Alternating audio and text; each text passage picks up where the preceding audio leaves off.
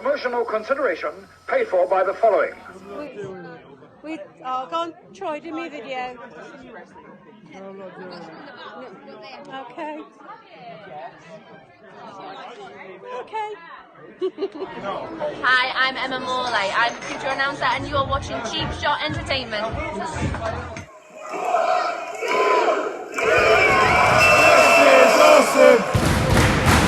This is awesome!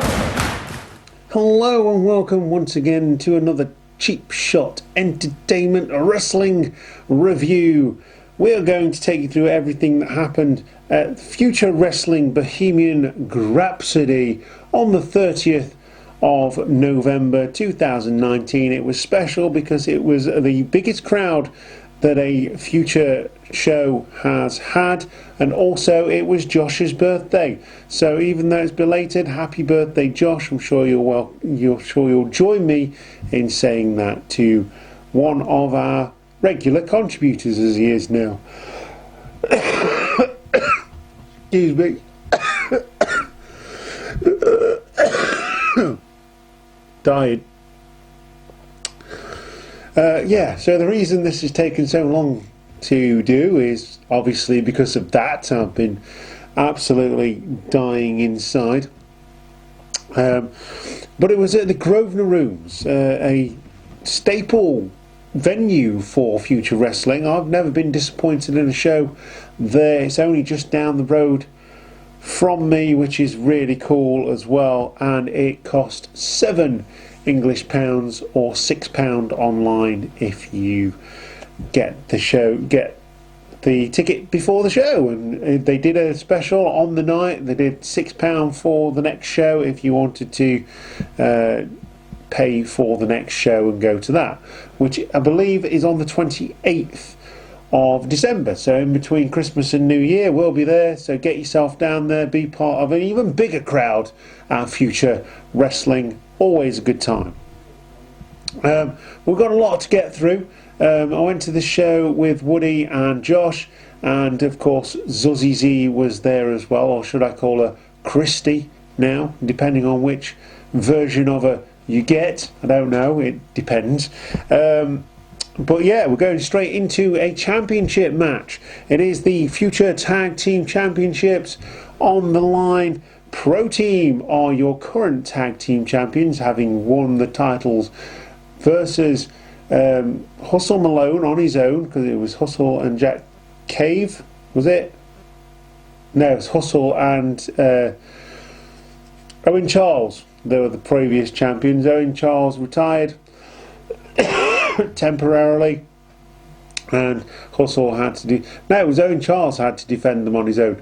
What am I saying? Anyway, he lost the championships. Pro Team are now the Future champions. Tight Grip have been in thereabouts. That is Xander, Zulu and Black versus Rolls and Sing, the newly reformed tag team that split up and then reformed again. Dying. But it was announced before the match by Troy that this would be a tag team elimination match. So basically the rules, if you get pinned, you're out of there. Pro Team want to beat both of their opponents, not just one, to retain the championships, to prove their dominance in the tag team division. So it would be Rolls and Saint who would get taken out first by Tight Grip, I believe. So they didn't actually beat both teams. I think it was Tight Grip that took them out first, but they definitely got knocked out first, which was a shame because we didn't see any rolling, and that was, that's the only thing I came for, really. And Pro Team would eventually pick up the victory in this tag team elimination match, hitting Tight Grip with a F5 from the Tank Jackson Bane to retain the championships after some interference by Troy, fellow Pro Team member Troy, and new Pro Team member JJ. Oh, goodness gracious. Excuse me. and they would retain the championships. So we have Zach Morris up next against one of our personal favourites here on Cheap Shot Entertainment, Joseph Cardinal. Of course, Zach Morris used to be part of the High School Heartbreakers, or the Heartbreakers as it were. He has changed attitude. He's got himself a bit of an insurance policy in David Grant as well, and he doesn't like being referenced with the Saved by the Bell thing. But I always thought it was AC Slater that was the wrestler, not Zach Morris, because he's Saved by the Bell. Anyway, both guys would go at it. David Grant would keep himself to himself, which was really interesting, an interesting way of being a bodyguard, but it was very much appreciated because we got to see a really good match with Zach Morris coming out on top in the end against Joseph Cardinal in a clean victory with a Claymore kick catching Cardinal off guard. Claymore kick to the face. 1, 2, 3. Your winner is Zach Morris. Move on to the number one contenders match next. So basically, whoever wins this match gets to choose which championship they're going to go for, either the FUTR championship or the tag team championships. It is Rourke versus Brad Matthews, Better Than You, I mean not really, versus Ronan and David Grant. So after Brad Matthews steps into the middle of the ring and says that he is better than everybody else in the ring, he gets clocked once, twice, 3 times, and he is out of there. Some high flying ensues. My goodness. I do apologise about this. I don't like dying on screen, and if I do die, I like to, you know, make it a bit more dramatic than this. But this is genuine horribleness that has to ensue. But it would be David Grant who would pick up the victory, eventually hitting the spear against the big man Rourke. And incidentally, during this match, the sheer mass of humanity in the ring did give the ring a few problems, so there was a little interval after this match to get everything fixed and make sure it was safe for the wrestlers. But David Grant is your winner, and he gets to choose which championship he's going to go for. We don't know which championship he's going to go for. Most likely the tag team championships, I would have thought, based on his tag team with Zach Morris. Interesting choice for the main event of the first half. It was 2 out of 3 falls. It was Bjorn, the current FUTR champion, versus Jack Turner, who won the can't think what it was called now, Battle Brawl, that's the one. He won the Battle Brawl and got to choose the opponent, and he chose Bjorn. They've been going back and forth for a couple of months now, and this is the rubber match. This is the blow off, the feud to end it all. There's no gimmick in this apart from the 2 out of 3 falls. So the first fall goes to Bjorn after Jack Turner viciously kicks Bjorn right in the testicles in what can only be called a massive cheap shot to Bjorn, to the champion.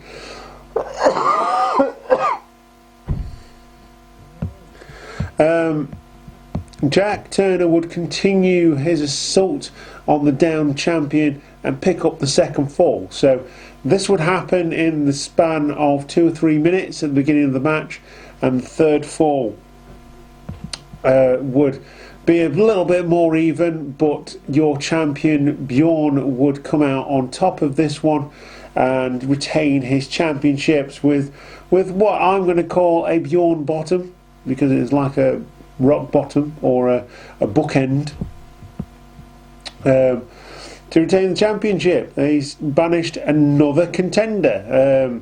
His last major contender was the former champion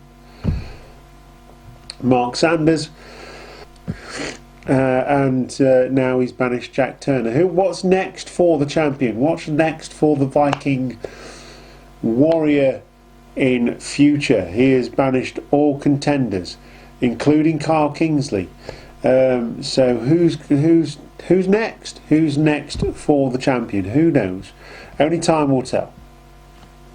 So we go into a little bit of a break.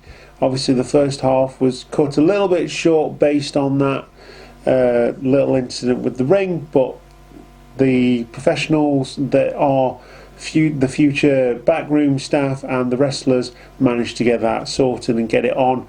It would have been a real shame to call off the event, owing to the fact that it was the most well attended event of a future show in recent history. I think in the history of future, in fact. But we next get Kyle Kingsley versus Brandon Brooks. I wasn't expecting much from this match, to be honest. I thought Kyle Kingsley would dominate this one, with Brandon sort of getting some offense in here and there. I was pleasantly surprised. This was a very even match, and these two guys managed to put on a really good match. They had plenty of time, which was good. There was lots of high flying from Brandon, obviously, lots of counter backbreakers from Kyle Kingsley, but it would be Brandon Brooks who would pick up the victory over the more experienced Kyle Kingsley, hitting his finishing move and picking up the victory, which was a destroyer and a disaster kick. So the destroyer was hit from the second rope, and then Brandon hit the disaster kick to pick up the victory over the more experienced Kyle Kingsley. Moving on now, we've got a tag team match in the women's division in future. It is JJ Nightshade versus Natalie Sykes and Hannah James. So we go into the women's division next. It is JJ and Nightshade versus Natalie Sykes and Hannah James.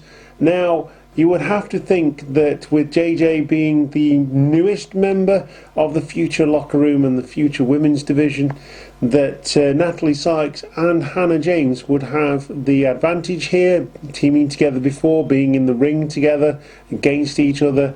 They would know each other's move sets a little bit better than JJ and Nightshade, but that was not to be. We were thoroughly in the corner of JJ and Nightshade, not only because we were sat in that corner, but because we were cheering for them as well. Because, you know, sometimes you got to cheer the heels. Love Nightshade on Cheap Shot Entertainment. Think she's absolutely awesome, and JJ really impressed me as well. And it would be those two that would pick up the victory. Hannah James would miss a spear, sending herself into the corner turnbuckle for JJ to take advantage of victory for her team. So JJ and Nightshade are your winners in this one. We now go on to the main event, which was a Sutton Street fight. It would be Jack Cave versus Troy. Jack Cave finally getting his hands on the treacherous Troy, the treacherous goose, who has been hitting on Jack Cave's wife, Emma, for as long as Future has been at the Sutton Grosvenor Runes, and for as long as Troy has been on the card in Future Wrestling. Jack Cave would dominate this match from pretty much from start to finish. Troy would get a little bit of offense in.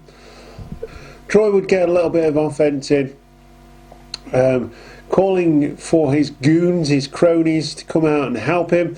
Who would want a piece of Jack Cave? Come out now and help him out. The Avengers would turn up on stage, and by the Avengers I mean that's Brandon Brooks, Joseph Cardinal, Rourke, and Bjorn, as well as others. They would turn up on stage, they would rush the ring, and a massive brawl would ensue.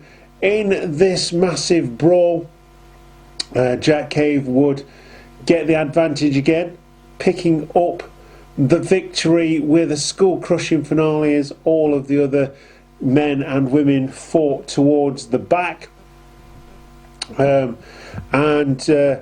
He hit that move on the chair. Jack Cave finally cracked the egg and made him apologise to Emma, the lovely Emma, the lady who's done the beginning of this video for us. So thank you very much, Emma, and thank you to Troy, because there's going to be two on this video. Really good match. I enjoyed this match, not only because I'm a Jack Cave fan, and you know, next month on the 28th marks his last match in a future wrestling ring, because he's really entertaining as well. I liked all his King Liam Morley stuff as well, and all of that stuff, and I've just been thoroughly entertained by Jack Cave in general. And you know, wish him all the best when he does finally step out of the squared circle for the final time on the 28th of December.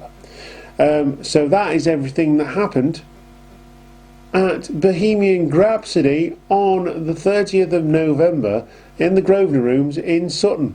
Really good show, actually. It was a fantastic show, never disappointed by a future show. £7 English. You can't go wrong with that, can you? And it's just down the street. Always welcomed, always feel like I'm part of the family when I go to Future Wrestling, and you should too. So go and check that out. A little bit of in between Christmas and New Year fun there. If you're struggling for things to do, you don't want to go and see great Aunt Ethel, go and see some wrestling fun as well. Christmas chaos or whatever they're going to call it. Really worth it, absolutely worth it. And if you've enjoyed this video, this little rundown of everything that happened, then click the subscribe button, hit the notification bell to know when we upload new content to the channel. Don't forget Instagram, Twitter and Facebook.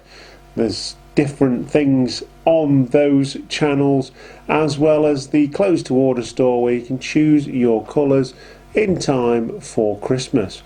And that is this video done. I'm sorry I've been dying all the way through it. I will try and cut out as much of the coughing as I possibly can.